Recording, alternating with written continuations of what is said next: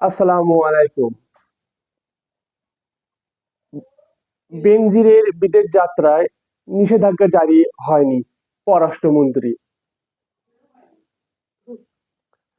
বাংলাদেশের পুলিশ সাবেক মহাপরিদর্শক IGP doctor বেনজির আহমেদের বিদেশ যাত্রায় নিষেধাজ্ঞা জারি করা হয়নি বলে জানিয়েছেন পররাষ্ট্রমন্ত্রী ডক্টর হাসান মাহমুদ।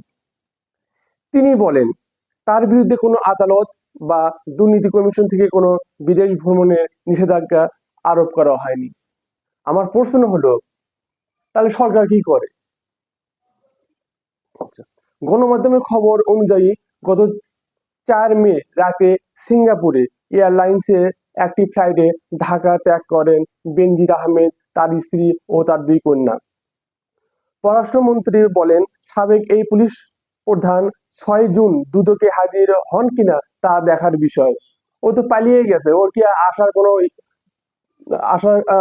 কোনো চিন্তা আছে?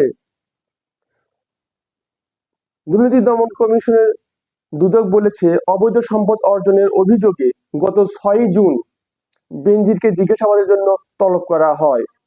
এছাড়া 9 জুন তার স্ত্রী ও 2 মেয়েকে জিজ্ঞাসাবাদের জন্য তলব করেছে কমিশন।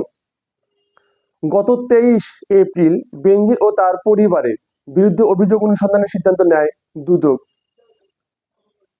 এরপর বেনজির ও তার পরিবারের সদস্যদের বিষয়ে লেনদেনের তথ্য সরবরাহের জন্য বাংলাদেশ ফাইন্যান্সিয়াল ইন্টেলিজেন্স ইউনিট সহ বিভিন্ন আর্থিক প্রতিষ্ঠানকে অনুরোধ জানায় দুদক কমিশন।